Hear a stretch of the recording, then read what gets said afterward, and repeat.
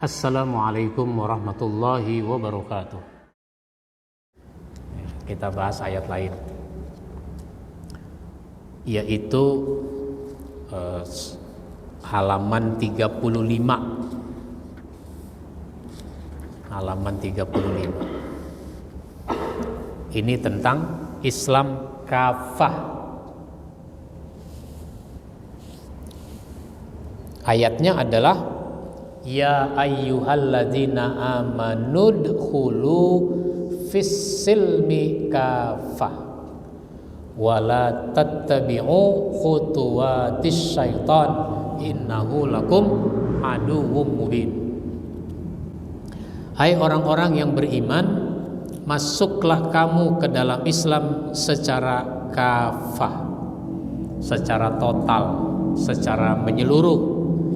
Jangan kamu ikuti langkah-langkah syaitan. Sesungguhnya syaitan itu musuh yang nyata bagimu. Kembali ini ya ayyuhallazina amanu. Hai orang beriman.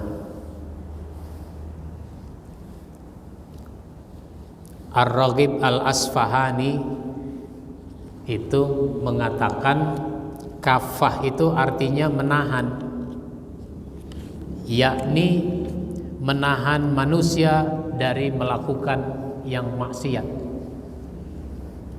melakukan kemaksiatan, tahan diri. Maka di dalam ayat ini seruan dari Allah Subhanahu wa ta'ala itu ada dua. Yang pertama, masuk ke dalam Islam secara kafah, secara menyeluruh, secara total. Ayat ini turun ada sebabnya, yang dalam ulumul Quran itu disebut asbabun nuzul, sebab turunnya ayat. Saya menulis buku asbabun nuzul tematik. Disebut tematik karena disusun berdasarkan tema akidah, tema akhlak, dan seterusnya. Ada 20 tema. Asbabun nuzul itu ada 521 latar belakang yang menyebabkan turunnya ayat. 521 cerita. Kalau ayatnya bisa lebih, karena kan turun ayat nggak taunya satu surat, Qul ya ayyuhal kafirun, 6 ayat kan gitu.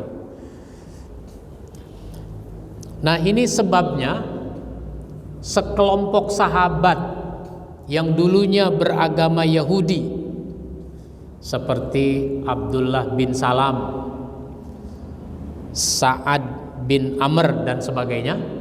Ada beberapa orang sahabat yang dulunya beragama Yahudi itu masuk Islam, maka disebut sahabat. Meskipun sudah jadi sahabat, ternyata ngomong sama Nabi, ya Rasul, dulu kan kami beragama Yahudi. Iya, kalau hari Jumat, kalau hari Sabtu itu kami ada hari beribadat, hari Sabat, hari beribadat. Kan kalau orang Yahudi hari ibadat itu hari libur jadinya, karena mereka nggak boleh mencari nafkah. Orang Nasrani begitu juga, hari Ahad, hari ibadat, hari libur juga. Nggak boleh nyari makan, nggak boleh nyari duit. Nah, itu hari Jumat, hari Sabtu nggak boleh, hari Ahad nggak boleh. Kalau orang Islam nggak mesti libur, yang penting Jumatannya, bukan liburnya. Nah, kalau hari Jumat, hari libur, akhirnya nggak Jumatan. Kenapa? Jalan-jalan, piknik. Kalau piknik kan jadi musafir. Musafir kan boleh tidak Jumatan. Ada aja alasannya. Pak Yusuf Kalla itu pernah memberikan ceramah di Makassar di hadapan para tokoh agama Kristen. Mereka bertanya, Katanya sekitar 700 orang tuh yang hadir, pendeta-pendeta begitu. Mereka mempertanyakan, Pak, kenapa di Jakarta misalnya kantor-kantor itu ada masjid, tapi gereja nggak ada? Kenapa nggak boleh bikin gereja di kantor-kantor, yang dibikin malah masjid? Nah, Pak JK bilang apa? Ini adalah bentuk toleransi kaum muslimin kepada Anda. Anda ini kan ibadatnya hari Minggu, orang Islam itu kan ibadatnya hari Jumat. Kalau hari Jumat itu kan kerja, padahal ada sholat Jumat. Ya, sholat Jumat harus dibikin masjid. Kalau Anda mau tukeran hari, Anda kerja hari Minggu, orang Islam, Anda kerja, orang Islam libur hari Jumat gitu. Orang Islam libur hari Jumat, jadi kan nanti gak ada alasan bikin masjid di kantor, karena hari Jumat udah libur, sholat Jumat di kampung masing-masing. Mau begitu? Ya nggak mau mereka. Emang udah libur hari Minggu kan gitu. Itu sebuah contoh. Jadi ini sahabat yang dulunya Yahudi tiba-tiba ingin beribadat. Tolong dong, bolehkan kami beribadat pada hari Sabtu. Kalau pakai bahasa Betawi, lu yang bener aja. Udah jadi orang Islam kok masih mau kebaktian lagi, mau ada ibadat lagi menurut agama lama? Nggak boleh begitu dong. Masuk kamu ke dalam Islam secara kafah, secara total. Artinya seluruh aspek kehidupan yang kita jalani itu harus disesuaikan dengan ajaran Islam. Masuk Islam secara total. Artinya kita ini jadi apa sih? Kita ini jadi apa? Itu kita sesuaikan dengan ajaran Islam. Kita jadi anak. Kenapa? Punya orang tua. Mestinya jadi anak sesuai dengan ajaran Islam. Orang tua diperlakukan dengan baik. Kan banyak anak tidak memperlakukan orang tua dengan baik. Makanya istilahnya adalah birrul walidain. Albir itu kebaikan yang banyak. Kebaikan yang banyak itu menggunakan kata albir. Jadi kalau begitu birrul walidain, lakukan kebaikan sebanyak mungkin kepada orang tua. Nah, cuma kan biasanya kita mau berbuat baik pada orang tua suka hitung-hitungan. Adeknya ngasih tahu, Bang, ibu sakit. Abangnya bukan merespon, ayolah nanti saya datang bawa ke rumah sakit atau bawa ke dokter gitu. Bukannya begitu ngomongnya, bilang apa? Ya emang begitu orang tua. Sesehat-sehatnya dia juga nggak bakalan produktif. Udah biarin aja. Emang udah tua, emang begitu sakit-sakitan. Dia nggak mau ngurusin orang tuanya. Jangan begitu. Jangan hitung-hitungan. Meskipun kita suka berhitung. Kita kalau ngasih uang kepada orang tua, hitung-hitung dulu nggak?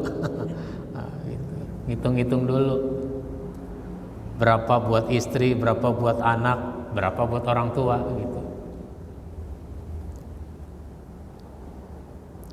Jadi harus Islami dalam kedudukan kita sebagai anak. Ada lagi, kita ini adalah suami karena kita punya istri. Berlakulah kepada istri sebaik mungkin. Tapi berapa banyak orang tidak berlaku baik kepada istrinya. Sampai ada yang kawin lagi, istrinya nggak tahu. Orang tuanya nggak tahu, anaknya nggak tahu, saudara-saudaranya nggak ada yang tahu kalau dia kawin lagi. Ada nggak yang begitu? Padahal dulu waktu dia nikah, orang sekampung tahu. Sekarang dia nikah lagi, nggak ada yang tahu. Nah, jangan begitu. Karena saya sering mengatakan, nikah lagi itu ada dua konsekuensi hukumnya. Pertama, nasab.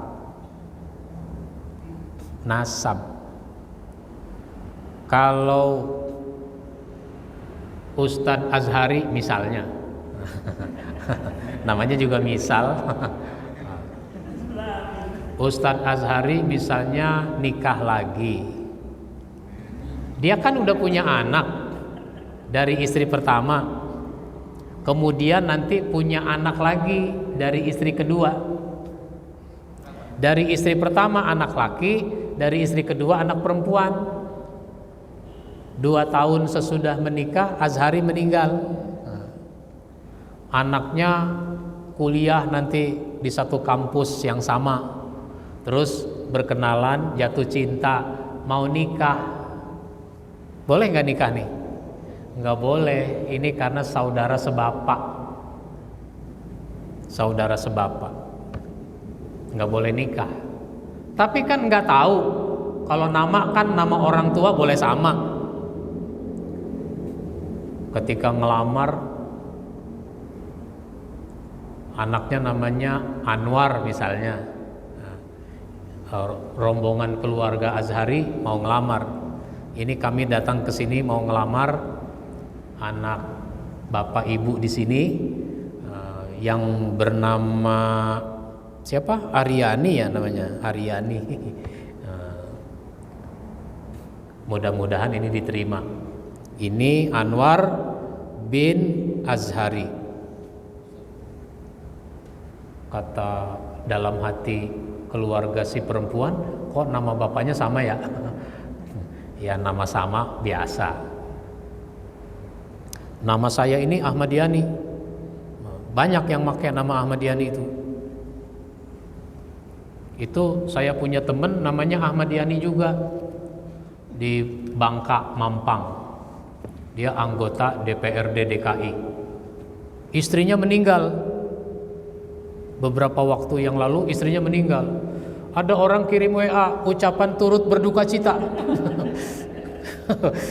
Ya. Turut berduka cita Pak Ustadz atas wafatnya istri Pak Ustadz. Istri saya nggak meninggal. Yang meninggal itu istri teman saya namanya Ahmad Yani juga gitu. Berapa bulan kemudian Ahmad Yani ini nikah lagi. Saya punya teman namanya Ahmad Sukatmajaya. Saya berjumpa dia waktu mau rapat di keluarga besar pelajar Islam Indonesia. Ketika saya udah datang lebih dulu, terus dia datang, wah kebetulan nih ketemu kayak gitu. Apaan nih? Emang ente udah berani? Berani apa? Ente nikah lagi? Enggak. Yang benar, iya. Di Dewan Dakwah ini orang-orang pada ngomongin antum katanya nikah lagi. Saya bilang emang dia udah berani menikah lagi katanya begitu. Saya bilang yang nikah lagi itu bukannya saya, Ahmad Yani, anggota DPRD DKI. Katanya Kodi itu koordinasi dakwah Islam yang saya jadi pengurus di Kodi. Katanya Yang dikodi itu istrinya peserta PKM, pendidikan kader mubalik. Oh, jadi bukan antum yang nikah lagi? Ya bukan. Ayolah kita foto, sering dikirim ke Dewan Dakwah. Nih saya baru konfirmasi. Kok jadi situ ya ceritanya? Karena nama mungkin saja sama, jadi ini nikah. Saya terima nikahnya, kawinnya Aryani binti Anwar binti Azhari, binti Azhari. Nah itu dosanya Azhari itu. Kalau pernikahan itu terjadi, kenapa diam-diam? Itu namanya nasab. Yang kedua waris. Istri pertama ahli waris, istri kedua ahli waris. Anak yang dihasilkan ahli waris, anak kedua, istri kedua ahli waris. Nah, ketika meninggal, terus istri kedua datang ke rumah istri pertama mau minta warisan, kira-kira dikasih nggak? Nggak dikasih. Kenapa? Nggak tahu. Tahu aja nggak dikasih, apalagi nggak tahu. Jadi kafah sebagai suami, kafah sebagai orang tua kalau punya anak. Seterusnya begitu, sesuaikan dengan ajaran Islam sebagai pedagang, sebagai pembeli, sebagai pekerja dan sebagainya. Itu udkhulu fis silmi kafah. Masuk kamu ke dalam Islam secara kafah.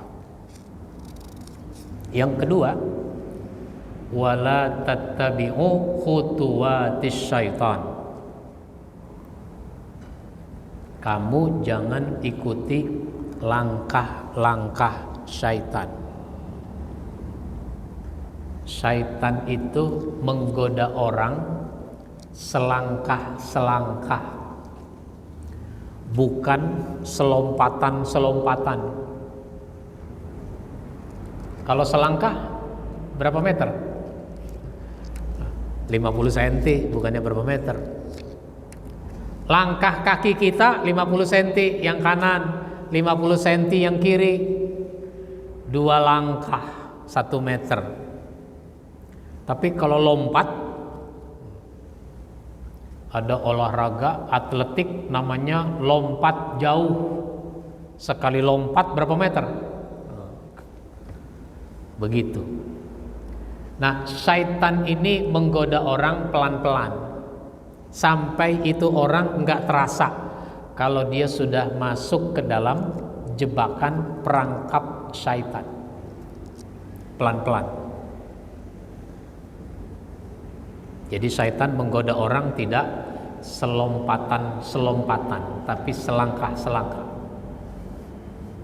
Nah, untuk itu maka waspadai ini godaan syaitan.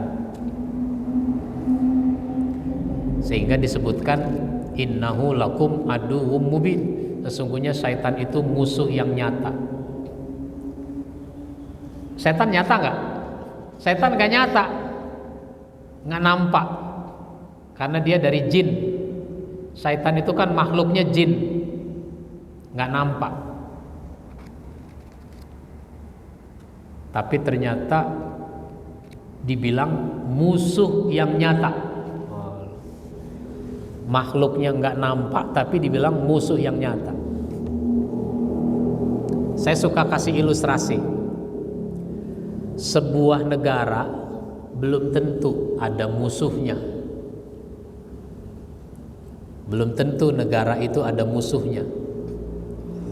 Tetapi semua negara boleh dibilang pasti punya angkatan perang, punya tentara, punya pasukan perang. Itu boleh dibilang pasti.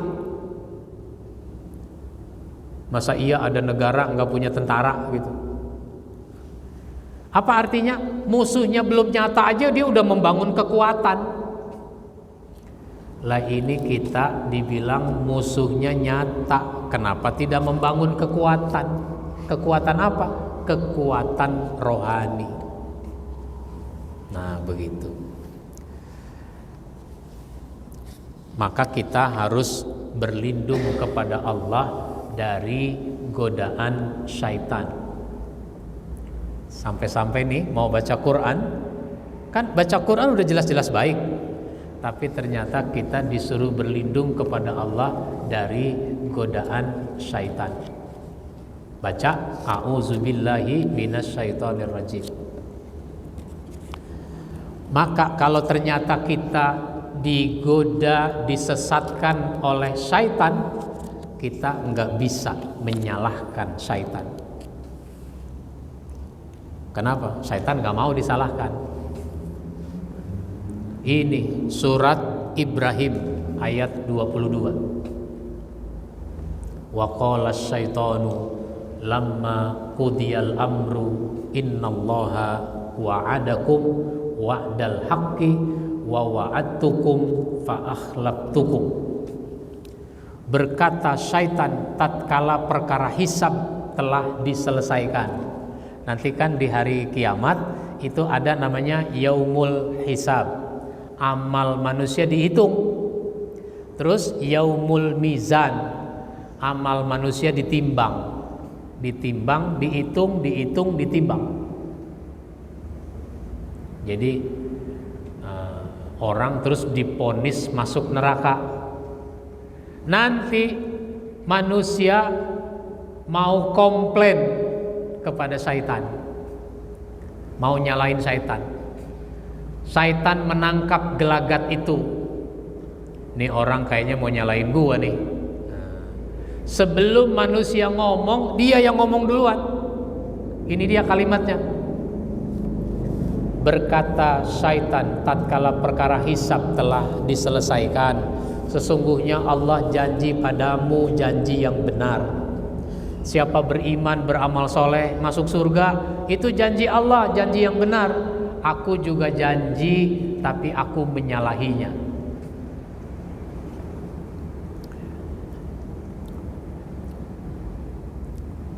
Wa ma kana liya 'alaikum min sultanin illa an da'autukum fastajabtum li.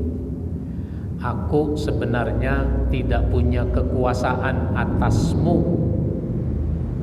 Aku tidak punya kekuasaan atasmu, kecuali aku cuma ngajak.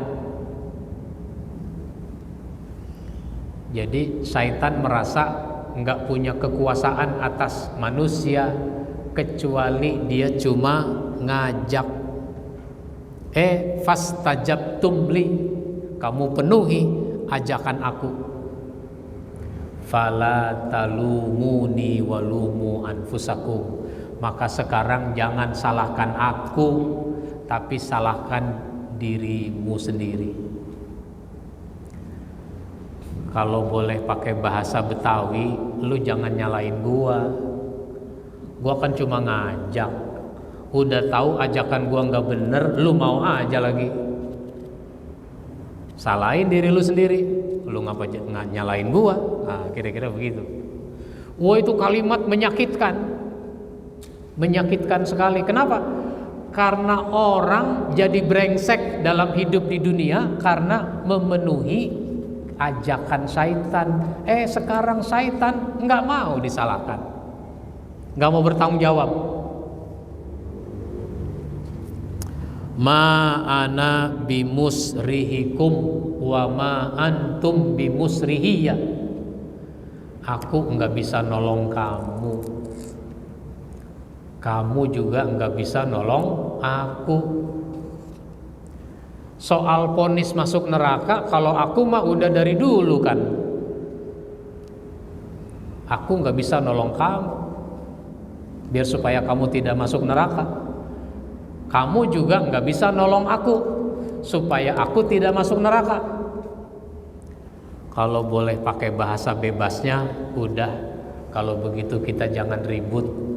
mendingan kita masuk neraka aja udah sama-sama. Wah, itu menyakitkan. Ternyata dia masih membela diri juga. Inni kafartu bima asyraktumuni min qabl.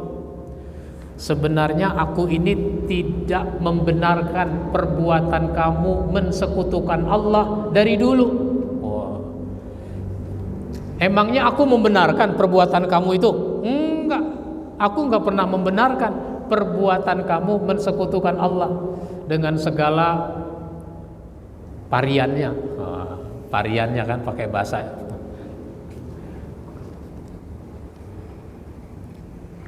varian kemusyrikan. Innaz zalimina lahum azabun alim.